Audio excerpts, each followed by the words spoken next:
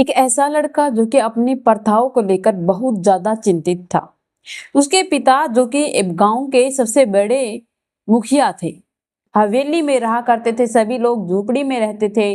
जो झोपड़पट्टी थी उसके अंदर अपना दिन गुजारा कर रहे थे। उनके गांव के अंदर उन्हीं के पिता की जो बसासत थी वह चलती थी, राजनीति चलती थी।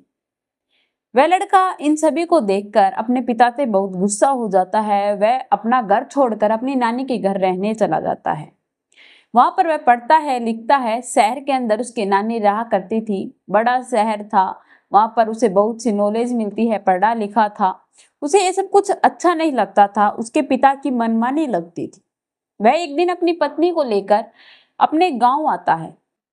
होने वाली पत्नी जो कि उसकी शादी होने वाली थी, वह वहां आता है और आने के बाद जो उसके साथ हुआ उसे सुनने के बाद और उसे देखने के बाद हर एक इंसान हिल जाएगा, चकरा जाएगा और घबरा जाएगा। आखिरकार उन लोगों ने ऐसा क्या किया था उन दोनों के साथ, चलिए जानते हैं। नमस्कार दोस्तों, मैं Priyanka Yadav crime movement channel पर आप लोगों का हार्दिक स्वागत करती हूँ। आशा करती हूँ आप लोग खुश होंगे, स्वस्थ होंगे, अपना और अपनों का ख्याल रख रहे होंगे।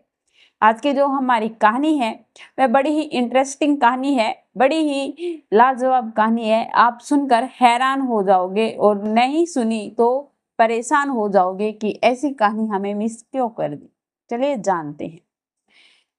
जो राहुल नाम का जो लड़का था वह अपने घर पर रहता था, लेकिन उसके पिता ने अपनी हर एक बच्चे को छोड़कर एक अच्छे स्कूल में उसे दाखिला दिलवाया। गांव के किसी भी इंसान को उस स्कूल के अंदर अपना बच्चा भेजना अनुचित था, जो कि बिल्कुल भी उनके अनुशासन के खिलाफ था। क्योंकि वह एक बड़े इंसान थे, गांव में रुतबा था, तो वह अपने बेटे को ही सबसे ज्यादा पढ़ा लिखा साबित करना चाहता था। लेकिन लड़का पढ़ता है, पढ़ने के बाद उसने जो स्कूल के अंदर जो अनुशासन सीखा, जो बातें स्कूल के अंदर उसे सिखाई जाती थी, किसी के अंदर भेदभाव नहीं किया जाता, वह अपने पिता से यह बात कहता है तो पिता उसकी बात नहीं सुनते। इसीलिए लड़का अपनी नानी के घर रहने के लिए चला जाता है। बाकी की पढ़ाई वह वहीं से शुरू कर लेता है। शहर के अंदर वह अपनी पढ़ाई पूरी करता है। वहीं पर उसे एक लड़की से प्यार भी हो जाता है। उससे प्यार होता है। प्यार होने के बाद वह अपना प्यार से ही शादी करना चाहता था। उसकी नानी जो कि शादी करवाने को तैयार थी, लड़की भी पढ़ी लिखी थी, लड़की के घर वाले भी मान जाते हैं। लेकिन लड़के की नानी कहती है कि बेटा राहुल, तू एक काम कर, अपने गांव के अंदर शादी करके ला, तुझे मेरी कसम। वह उसे अपनी कसम देकर वहां से भेज देती है। उसकी जो वाइफ थी होने वाली, वह गूगल के ऊपर सर्च कर रही थी उस गांव का रहस्य, जो भी उसकी बातें थी, अच्छी बुरी जो भी थी, वो सारी चीजें उसमें देख रही थी। जब वह देखती है तो वह बताती है कि यहाँ पर कुछ भूतों की भी कहानियां लिखी गई हैं। वो कहता है कि यहाँ सब कुछ अंधविश्वास है और अंधविश्वास के अंदर इस गांव के लोग जी रहे हैं। जब वह यह बात कहता है तो कहता है कि पता नहीं, चलो देखते हैं। जब वह एक नाम लेती है पिशाचनी, जब पिशाचनी का नाम लेती है तभी गाड़ी खराब हो जाती है। वहां का जो उन्हें लेने के लिए उनका नौकर गया था, वह कहता है कि सर देखिए, आप लोगों ने उसका नाम क्यों लिया। वह पेड़ के ऊपर रहती है, उसके लंबे लंबे बाल हैं, लाल चूड़ियां पहनती है। और पिशाचनी जो कि इस गांव के ऊपर एक साया सा मंडरा रही है। और वह कंवारी लड़की और कंवारी दुल्हन जो कि दुल्हन बन जाती है, शादी कर लेती है, उनकी सुहागरात वाले दिन उन्हें जान से मार देती है। उसका डर यहाँ पर बहुत ज्यादा भयानक तरीके से फैला हुआ है।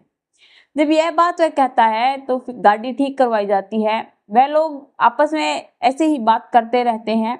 घर पहुंचते हैं। घर जाने के बाद सभी लोग उनका स्वागत करते हैं। स्वागत करने के बाद जब वह कहती है कि आई, बाबा नहीं दिखाई दे रहे, तो राहुल कहता है कि बाबा कहीं बिजी होंगे, बाबा इतने बड़े इंसान हैं, वह हमारे स्वागत के अंदर कैसे आ सकते हैं। क्यों आई, मैंने सही कहा ना। तो राहुल की माँ कहती है कि हाँ बेटा, तुम्हारे बाबा काम में बिजी हैं, वह काम खत्म करके तुमसे मिलने आ जाएंगे। यह बात कहकर वह लोग कहते हैं कि चलो अब ज्यादा देर मत करो, अंदर आ जाओ। अंदर बुलाते हैं और उन्हें उनका कक्ष भी दिखाते हैं। जब उनका रूम उन्हें सिलेक्ट करवा दिया जाता है, रूम की सफाई करवा दी जाती है, उन्हें ठहरने के लिए रूम दे दिया जाता है, खाना बनाया जाता है, उन्हें खाना खिलाया जाता है, राहुल का बाबा भी तब तक वहां आ जाते हैं। वह अपनी बहू को देखकर, बेटे की बहू को देखकर बहुत ज्यादा प्रसन्न हुए, अपने बेटे को भी आशीर्वाद दिया, अपनी बहू को भी आशीर्वाद दिया और कहा कि ठीक है, हम पंडित को बुला लेते हैं, शादी की तारीख पक्की करवा देते हैं। तो राहुल कहता है कि मैं यहाँ कोई आप लोगों का मूर्त या पंडित के विचार सुनने के लिए या उनकी बात सुनने के लिए यहाँ नहीं आया हूँ, कल मैं शादी कर कर यहाँ से वापिस जा रहा हूँ। तो ये कहते हैं कि कल कल तो पूर्णिमा है, पूर्णिमा को सभी भूतों जो की आत्माएं हैं उनका ही दिन होता है, वह किसी के साथ भी कुछ भी कर सकते हैं, बेटा इस दिन तो शादी नहीं कर सकते। तभी उनका नौकर कहता है बाबा मान जाओ ना। तवे कहता है कि नहीं अंकल, मैं आपकी बात नहीं सुन सकता, आप लोग अंधविश्वास में जी रहे हो और मैं तो कितनी भी कोशिश कर लो आप लोग इस अंधविश्वास से बाहर नहीं निकल सकते। आजकल पढ़ी लिखी दुनिया है, आजकल की दुनिया में कहाँ भूत प्रेत होते हैं। यह कहकर तभी उसका बाबा कहता है कि रहने दो, अब यह नहीं मानने वाला, हमारी नहीं सुनने वाला, तुम शादी की तैयारियां करो, हमें पूरी रात पूजा करवानी है, पूजा करवाकर एक ऐसी तावीज बनवानी है जिससे यह लोग सुरक्षित रह पाए। वह अपनी बहू से कहता है कि हम तुम्हें एक तावीज देंगे, उसे अपने से दूर मत करना, तुम्हें कुछ नहीं होगा, हमें जो भी कुछ करना पड़े पर लेकिन हम तुम्हारी शादी करवा देंगे। यह सब कुछ कहता है और शादी की तैयारियां भी करवा दी जाती है। लेकिन उसकी होने वाली पत्नी थी, उसे एक औरत मिलती है और वह कहती है कि तू यहाँ से भाग जा, तुझे ये लोग मार डालेंगे, तुम्हारी शादी वह कभी नहीं होने देगी, अगर हो गई तो वह तुम्हारे शरीर में प्रवेश कर जाएगी। क्योंकि जो इस महल का जो सबसे बड़ा मुखिया जो व्यक्ति है, उसने एक लड़की से शादी की थी, उसने 2 शादियां की थी और उसके बाबा जो उसके पिताजी थे उन्होंने यह शादी मंजूर नहीं थी। उसने उसी रात, जिस रात वह लड़की शादी कर आई थी, उसी रात उस लड़की का गला काटकर उसकी हत्या कर दी और अपने मनपसंद की जो बहू लाए थे उसके साथ उसने अपनी जिंदगी व्यतीत की है और वह किसी का शरीर ढूंढ रही है, तुम्हारे अंदर वह प्रवेश कर इन सभी से बदला लेगी, तुम्हें वह कभी एक नहीं होने देगी। वह कुछ ऐसी बातें उसे कहती है, वह डर जाती है। डरने के बाद वह जब पीछे मुड़कर देखती है तो उसके होने वाले ससुर उसके पीछे खड़े थे और कहता है कि बेटा ये बुढ़िया ऐसे ही बोल रही है, तुम्हें कुछ नहीं होगा, यह तावीज लो, तुम अपने पास रखना। तो वह कहती है कि अंकल जी मैं एक काम करती हूँ, मैं राहुल को मना लेती हूँ, वह शादी के लिए मान जाएगा, कल हम आज नहीं कल शादी करेंगे। तो वह कहता है कि मैं मेरे बेटे को अच्छी तरीके से जानता हूँ बेटा, वह कभी नहीं मानेगा, वह जिद का पक्का है। यह सब कुछ कहने के बाद शादी फिक्स कर दी जाती है। शादी भी करवाने के लिए जब फेरों की तैयारी की जाती है, लड़की को बुलवाया जाता है। दूसरी तरफ राहुल की होने वाली पत्नी को वह औरत दिखती है, क्योंकि उसका जो तावीज था वह खो जाता है। वह जब उसे देखती है और वह उसे इशारा भी करती है तो वह डर जाती है, वह तावीज वापस फिर से हाथ में ले लेती है। शादी हो जाती है। शादी होने के बाद उसे उसके कक्ष में भेज दिया जाता है। वह मोहित होकर खिड़की से नीचे कूदने की कोशिश करती है, तभी उसके ससुर वहां आ जाते हैं। उनकी एक परंपरा और चल रही थी जो कि राहुल से बेखबर थी, किसी की बलि देने की। जब राहुल को भेज दिया जाता है गांव के एक सबसे बड़े मंदिर में पूजा करने के लिए, कि शादी के बाद वहां लड़का पूजा करके आता है और उसकी पत्नी जो कि उसका इंतजार कर रही थी रूम में, तभी उसके ससुर आते हैं और कहते हैं कि बेटा तुम क्या कर रही थी, तुम खिड़की से कूद रही हो, तुम्हारा तावीज कहाँ है। जब भी वह कहती है कि तावीज नहीं पता, फिर वह ढूंढती है, तावीज को अपने पास रखती है। उसके बाद उसके ससुर कहते हैं कि बेटा एक तुम्हें हमारे लिए कुर्बानी देनी पड़ेगी। वह कहती है कि पिताजी कैसी कुर्बानी। तो कहता है कि एक बलि देनी है, उसमें हमें तुम्हारा सहयोग चाहिए। तो कहती है कि कैसी बलि। फिर वह बताता है कि वह औरत तुम्हारी जान नहीं लेना चाहती थी बल्कि तुम्हें बचाना चाहती थी, हम तुम्हारी बलि देंगे।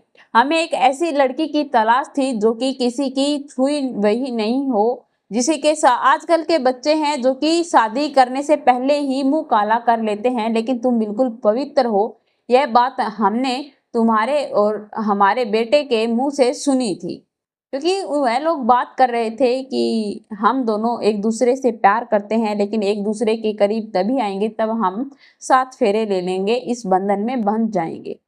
इसी बात का फायदा उठाते हुए वह लोग कंवारी कन्या की बलि दे दे, उसको जान से मार डालते हैं। लेकिन उसके बेटे राहुल को यह सब कुछ पता चल जाता है।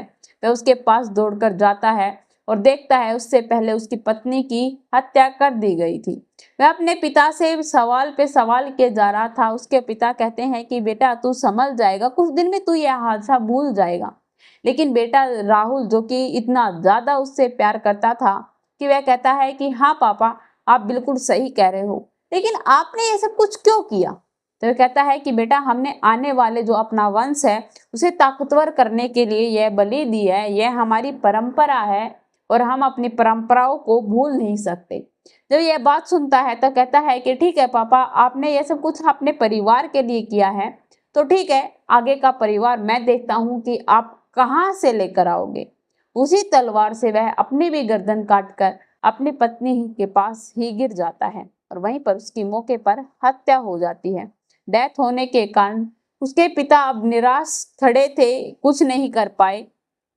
तो दोस्तों, जो राहुल और उसकी बीवी के साथ हुआ वह ठीक नहीं था। ऐसे अंधविश्वास अब तक भी हमारे समाज के अंदर है। हमारा समाज जो कि ऐसी अंधविश्वासी चीजों में विश्वास रखता है और न जाने कितने बेकसूर इंसान और जानवरों की बलि दे देते हैं। तो अपनी सोच बदलो, क्योंकि अब वक्त बदल गया है और अपनी सोच बदल के अपने जो ये भारत देश है इसे आगे बढ़ाओ। तो आप लोगों को इस कहानी के बारे में क्या राय है, कमेंट में लिखकर जरूर बताना। मेरे चैनल को सब्सक्राइब करना, नोटिफिकेशन को ऑन करना, ताकि ऐसी हर वीडियो जल्द से जल्द आप लोगों तक पहुंच पाए।